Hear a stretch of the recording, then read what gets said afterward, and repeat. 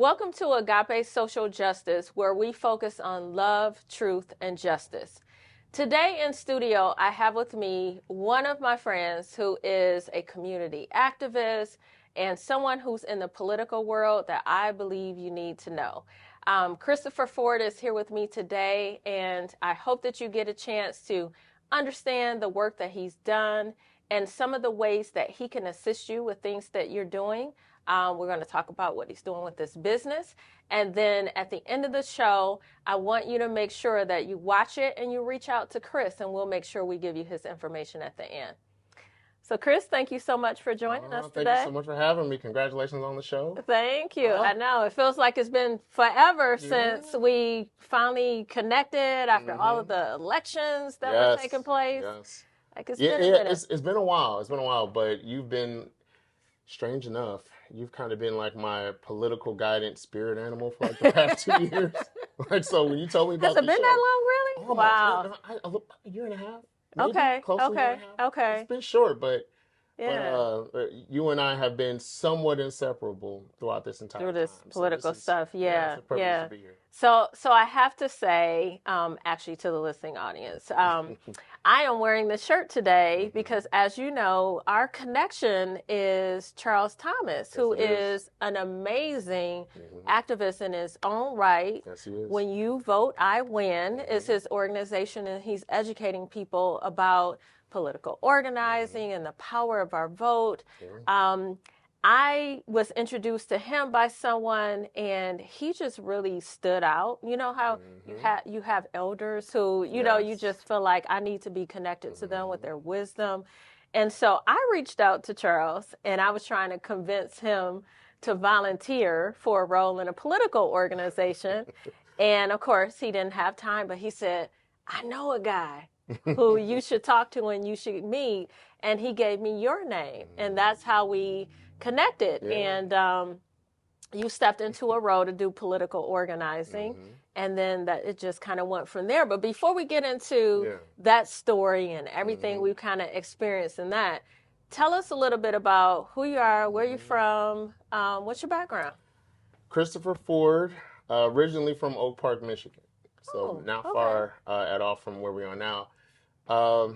Been an individual that, and I know you know quite a few people like this, that have a certain level of earned privilege where, you know, they kind of do well at a certain job or in a certain sector.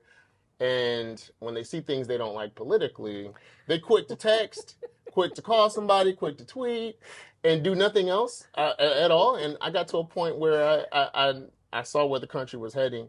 Obviously, 2016 was a big pivotal point for a lot of people that were in politics or not at all, but they look and saw, well, what am I doing right now to really make things better for my community? What am I doing right now that's gonna pave a path for my kids? Like I have a son, he's 14 years old, and I wanted to sit back and say, in 20 years or 30 years, this is what I've done to make the world better for him, for children like him, and for people like me. Like, so I did join the ACLU. Okay. Started working pretty consistently with them, I'd say about a year and a half ago. Was able to work on the bill reform legislation, to get introduced. It hasn't been introduced or passed as of yet. But I met with Republican elected officials in the legislature, had conversations with them, was on a few regional calls with the ACLU, and that's how I met Mr. Charles Thomas. Okay. And he talked to me about the opportunity that he connected me with in regards to us meeting. And from that point on, been privileged to be political organizing chair of that organization. Been privileged to be the outreach director for Congressman 911 in the last election, which meant a lot to me because I am you know me, we go back and forth a lot. I am extremely progressive on my values and views. You know, healthcare being a right, education being affordable. My mom passed away in 2013 of $110,000 of healthcare debt. So I sit back and I say, what are we doing? And I know we're going to transition into this, but what are we doing as voters? What are we doing as constituents that are laying out a list of non-negotiables for our elected officials and saying, hey, Mr. Elected Official, Mrs. Elected Official, what are the principles that you are willing to lose your career over to deliver to the people? That's going to better the people. Wow. What are those things? Say that again. Yeah. What are the things that you are willing to lose your career over that will better the people? That's it. Unfortunately, that question isn't really asked too often. So that's what I was able to do in my role with that political organization. With you, we did a lot of work in the community. We were able to help deliver a majority Democratic legislature to the House and the Senate for the first time in almost 35 years, which is huge. A lot of good things. I was able to do outreach for Governor Whitmer, had a regional commercial that I was able to film for her. Really, really blessed in this space to make an impact immediately and to sit back and say, there's something I've done that actually made a difference. Did you know that you wanted to go into politics prior to, 2020, 2021? I didn't, but there was a bit of a calling that others would bring up to me and say, you're very opinionated on these issues. What are you doing to really make change? And when people ask you that, you're probably just going to shut up and look stupid, or you'll be honest and say, I'm not really doing what I should. Like I work in the Michigan legislature now. I'm constituent director for a senator. Should I say his name? Okay, never mind. Yeah. Well, I work in the legislature as a constituent director for a senator, and I have conversations pretty regularly with people that really want to be involved from an intern level, younger people, and they just want to know how do you move in these circles? How do you take the knowledge you have and translate it into something that's going to benefit the people? I had that conversation with myself, and that's kind of what led to it. That's how you got there. Okay. So by the time I met you, you had already decided, okay, I'm going to stop talking and just being opinionated, but I'm going to do something about it. And you did. You jumped knee deep into an organization they're doing amazing training with that regional team. Yeah. And then we jumped into working with the county party. And when you came in, I think it was right around the time, and Amy. Amy's been on the show as well, and people have heard from her. And we were having these conversations with the Black community, these listening conversations, and trying to bring in the community and say, hey, we want you to come in and listen to some of the concerns and ideas that we have, because we're at the point where we feel like we're not really seeing a lot of changes in our daily lives that we want to experience. And that's a conversation you and I have all the time. All the time. Which to me, that's equivalent to when I hear people say I'm progressive. To me, that's what it means, to help us to progress to the point where we're impacting people's daily lives. So when you came into that space and you heard the people saying how they felt, what was your immediate reaction? Well, my immediate reaction was, oh, well, the people are saying what we've always felt, because it's not that we don't have a pulse on what the people feel. It's we're not really responsive to what they tell us. Right. That's the problem. Right. When it comes to elected officials, when it comes to people that want to come out, because we had this conversation when I first became political organizing chair. I said, we want to make sure that we stay engaged with the community for the entire year, for the entire cycle, for the whole 2 years, 4 years, whatever it is that's happening before the election season. We should be engaged with the community. We should be asking them what it is they need, and the elected official should be right there to take down exactly what these issues are and review them with the community. Hey, 3 months ago, you said that my wages were a little too low, that my healthcare was a little too expensive, that my education costs have been skyrocketing. Let me talk to you about some of the legislation that we're proposing to address these issues. Every elected Wait a minute, did you just lay out a roadmap, a blueprint on how every elected official should be operating in the community? Every elected official. Simple. Well, let's just put it this way. You and me, we are pretty close. But let's just say I purposely choose to not engage with you for 3 years, and then I pop up and I say, hey, Stephanie, there's a few things I want to do. And you're looking at me like, I haven't talked to you since Fresh Prince was still on the air. You know what I'm saying? What is it that we have as far as a foundation? We don't have a relationship. There should be a mutual plan set with the community when it comes to our legislators, when it comes to the people that are being asked to cast that precious vote, that you're doing the work for us. Right. 100%. Oh, I agree. Yeah. And how many times have we heard this complaint over and over and over? I only see them when it's time to run for office. And to me, what you just said, which I feel like we've been fumbling for years now trying to figure out how to get people to connect with the community. It's just that simple. You keep coming back every few months or whatever the cycle is, and you're saying, I remember seeing you last time. How is that going? Or maybe even picking up the phone, because I know I've talked to you about this. With some of the candidates that I decided to support, it was all about relationship. Of course. Right? I'm to the point now that I don't care what level you're at. If it's federal, if it's state, if it's county, if it's local, if I don't have the ability for you to be accessible, to hear what my concerns are, to hear what the concerns are for people that I'm advocating for, and you don't come to town to actually see what's going on, I don't know that I'm that excited and motivated about getting out there. Just to put a bit of a button on that topic, it's so much power in communication and engaging with the community from elected official. Meaning, hey, we saw that over the past 3.5 years or however long Biden's been in, we've seen legislation get passed. We've seen some really good things happen. We've seen some things that didn't really happen that we wanted to see happen. But if you're engaged with the community and you say, hey, this is what you said you needed, this is what we're proposing. It didn't get passed because of this legislator. This legislator, this elected official chose not to support this. So let's rally around an initiative to hold them accountable for it because we want to get things done. Unfortunately, there's this narrative that nothing's getting done, but things are getting done, but not.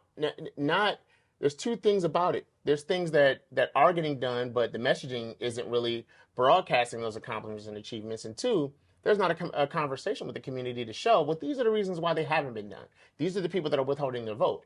These are the people who ran on this platform, and this is what they've done since they've been in office, which is completely adjacent to that platform. Right. Question for you. Now that in Michigan, Democrats have the power for both chambers, do you honestly feel that at this point, because stuff is happening like rapid fire. Oh, right I'm now. there. I'm there. I see it. Like stuff is happening like rapid fire. But do you believe that we're going to get to the point where they hit the non-negotiables that we've talked about, that they really drill deep into what the Black and brown communities need? Exactly. How do you feel about that? I feel like they are getting a lot done, obviously. Gun legislation passed, retirement tax reform. There's some really good education reform that's coming. There's a lot of good things that are happening right now. But as far as engaging with the Black and brown community, if you're not having that discussion with them up front and saying, hey, let's just what I circle back to, let's make sure we address these line items that you all said are important, and we're going to review these things once a quarter and bring them along with throughout the legislative process and say, hey, these are bills that are being presented. We're going to address them. That's the only way to do it, but that takes time, unfortunately. Now, look, a lot of these elected officials are going to be up for re-election in 2 years, some 4, based on if you're a senator or if you're a representative. You don't have a ton of time to get everything you want done, 1, but 2, there's enough time to engage with the community to really explain what's happening and bring them along. If you do that, you build that trust. And once that trust is built, now there's a relationship that's forged. I know elected officials that I've hosted coffee hours for the senator that I'm working for right now. And they said, hey, I don't like this senator because I don't support half of the things this senator represents, but they're always communicative. I have their cell phone number. I call them, they answer. There are issues that I need done, and they help me with those things. So I trust that whatever they say they're going to do, they're going to do. So if we can meet in the middle on a few issues, I know those things are going to happen. So that's powerful. 100%. Yeah. Oh, that's powerful. And I love that because, and you know this about me, like I am at the point now where I believe we have to start more of those conversations where we bring Republicans and Democrats, and let's not forget the independents, because they always feel like they're left out of the conversation too. I don't know we're at the point of bringing the far radical folk, right, into the middle right now. but let's at least I do, but that's just me. But go ahead. but without it being too polarized, Yeah. unless you have the proper training, right? And you and I have experienced Braver Angels where they've shown us how to go about skill building. Not everybody has that. But I feel like we're at a point now where we need our elected officials to always, in the forefront of their mind, be thinking about how can I cross the aisle? How can we find those common areas that we can work toward and we can get this stuff passed without so much controversy and conflict. Yeah, and I'm not gonna drill too hard on this because of the time we don't have, but you want to be sure as as a constituent that you're electing somebody that really wants to do the work and not somebody that is there to just be there and gum up the works and stay around for the next election. If you're, we talked about this. This is the reason why I have the progressive views that I have. The more, in my opinion, the more progressive individuals that we're electing, people that believe that healthcare should be right, that education should be affordable, that policing can be reimagined, that we can put ourselves in a position where our children are earning enough money where their wages are raising with the cost of living, raising with the cost of education at that point in time. If we're electing those officials that believe these things, we have more bullets in the chamber, so to speak, where these people are looking to vote on these initiatives and push the country in a direction where the middle class really has a chance. Right. So you do have people on both sides that really just want to be reelected, that don't really care much about it. And if we can pinpoint those special people, I don't care if they're Republican, I don't care if they're Democrat. Hey, this person is delivering on A, B, and C that I want to see done. Let's rally around this person. And let's get more people like him or her elected. For sure. That's true, and you just reminded me too. So Danielle Ware, and she also came on the show. And one of the things that I think we didn't get a chance to talk about when she was on air, but she's creating this this tracking system for elected officials, and she's going to look at these are the things that you said you're going to do. This was your platform. These are commitments and promises you made. And now have you actually been delivering upon those things? And I think that's what we've been looking for a long time, right? Because people are often contacting us and like, who should I vote for? What do they stand for?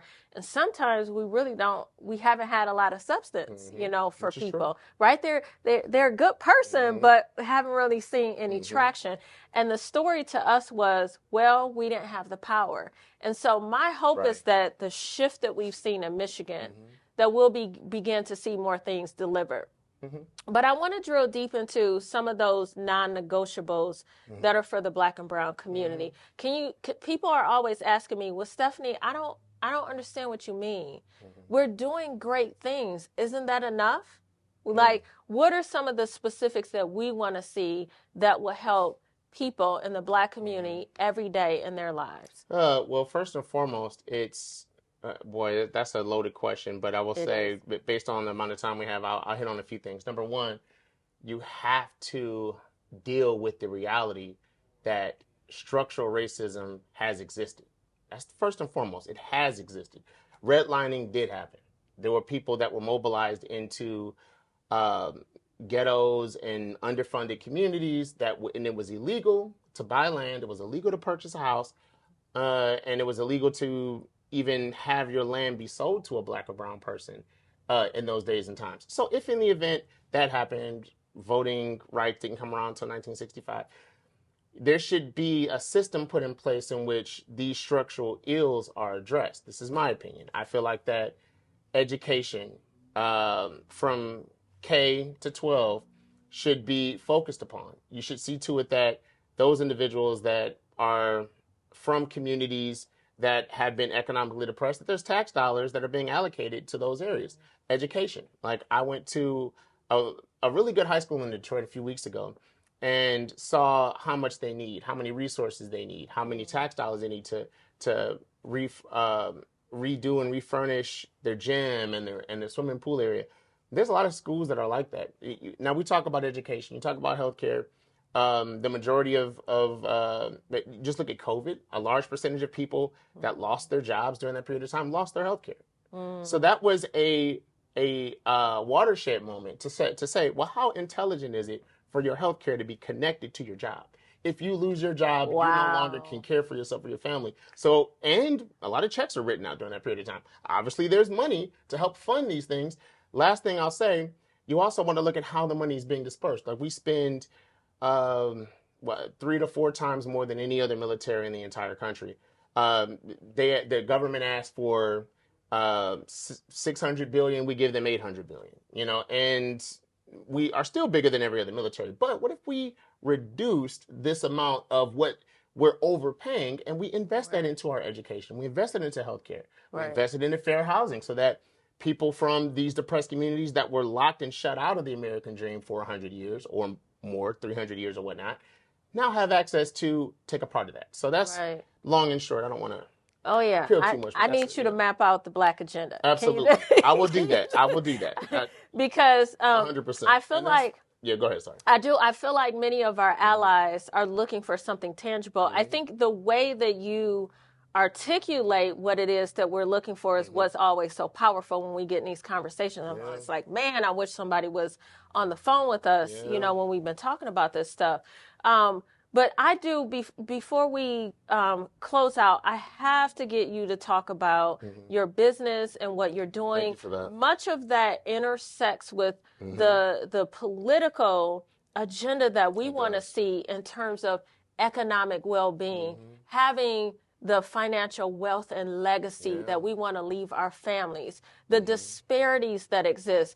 Talk about what your business is. How are you helping people to accomplish those goals? The business is Forward Agreement Strategies, and to give you a fair representation of what it is that we're doing, it's all based on representation. Representation meaning we do salary negotiating, we do interview coaching, we also go to high schools, community colleges, elementary schools, and speak about being involved in the community, being involved in politics, how to start, how to be involved. I know my story is not the norm, but there are things you can do in order to be involved within the community. But from let's just say from a interview perspective, according to Career Builder, 1 out of 4 candidates are going to get the job that they actually interview for. 1 out of 4. So what are the things, especially when we're talking about the Black community and the brown community, what are the things that you're doing to differentiate yourself within that process?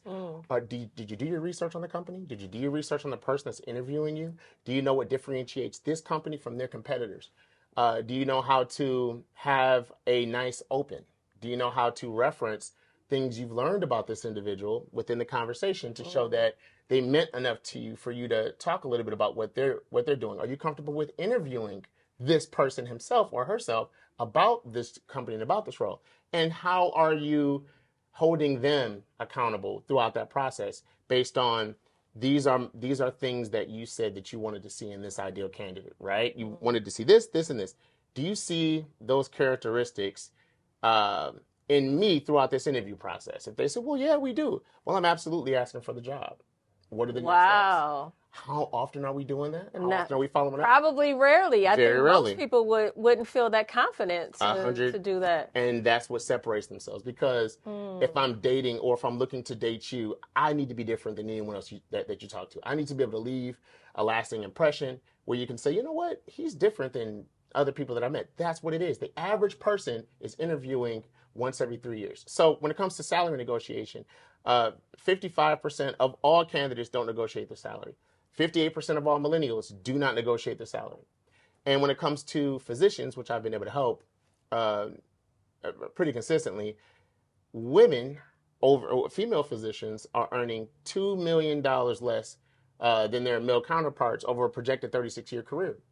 Now, when you talk about negotiating, we're not just talking about, well, you should pay me what I'm worth, because you never get what you're worth, only what you have the leverage to negotiate. You want to sit down and say, these are negotiables that I have. These are standards that have to be met by me, line by line by line. What's my scheduling? If I'm a physician, I can negotiate my scheduling. I can negotiate how many call hours I have. I can negotiate my moving fees. Wow. Yeah, I can negotiate the terms of the termination contract. Let me look at the termination contract and see if I agree with these things to make sure that I'm being represented in the highest light so you can get more of what you're worth. I've been able to negotiate over $350 to almost $400,000 in increased salary for physicians. I've worked for contracted employees for Mercedes-Benz, for University of Michigan, for Ascension Healthcare, National Institute of Health, St. John's. It's been pretty consistent, but mostly because from the perspective of, do you know how to represent what you want, and do you know how to execute in a way in which this individual is looking and saying, okay, I see what they want, I'm going to offer that to them, and you can get exactly what it is you want. It's a pretty successful plan. Wow. And I've been able to do it. The majority of the clients that I've been able to work with are from the Black and brown community, and I've been able to sit and have these conversations. So I am asking to partner with, I have a good relationship with Macomb Community College. I'll be working with them on a salary negotiation and interview. But I love U of M, Michigan State, Lansing Community College, Oakland Community College, Oakland University, all of them to come and really pinpoint what's being done to not only address how prepared our students are when it comes to coming out of college, how to get the job, how to interview, but most importantly, how to get exactly what it is that they feel like they're worth, how to get as close as we can to it. I feel like I'm the person to definitely do that. Wow. Okay, that was a lot, and this is new. I even in knowing that you do this, hearing you articulate it, I think it hit me a different way today. I feel like none of us should go into any career without having somebody negotiate for us in this way. And maybe that's part of the key of the disparities that we keep talking. We keep trying to figure out, like, how do we make sure, especially for women, with that wage inequality, and then to have someone go and not that, and I think the thing is we sometimes feel like, I don't need to have a man to go do something for me, right? I hope that people are hearing it through a different lens today. Absolutely. And just understanding this is the basics in terms of how you should show up at the table. Which is right? True. And really quick on that, when it comes to having a man represent me or whatnot, I get all that. NBA players have representatives. All elected officials, all CEOs, all people that are looking for that high-paying job should have someone like that too, to make the job a lot easier for them. And shout out to Charles Thomas. I got to say that again. Yes. If it wasn't for him, I honestly would not be sitting here with you. I got to say that. So thank you for having me, for sure. No, I really appreciate that. No, thank you so much for coming on. Tell us how people can follow you. Okay, success@4degree.com is my email address. You can get at me at on Facebook at Chris Ford FAS, which is 4 Degree Strategies, and Twitter is at Phantom Chris, FANTOMCHCRIS. Excuse me.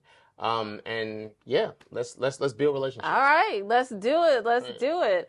All right, Agape Social Justice family, you heard Chris's info. Check him out. Make sure that you are utilizing him as a resource. This could be the key to changing the disparities that we see, creating that income equality. Make sure you send them information to somebody else you know. Give them some feedback. Let them know what you're going through, how it can help. And also, I want to ask you to make sure that you share this video out. Go to Charles Thomas's website too, IGM.com, and check out his gear. Charles is an amazing, amazing advocate as well. And so we want to just encourage you to also tune in and plug into the work that he's doing with When You Vote, I Win. Yes. Stay tuned for next time when we come back with another episode on Agape Social Justice. And follow us at agapesocialjustice.com on Facebook, on Instagram, on YouTube, and on Twitter. We're Agape Social Just. Thank you.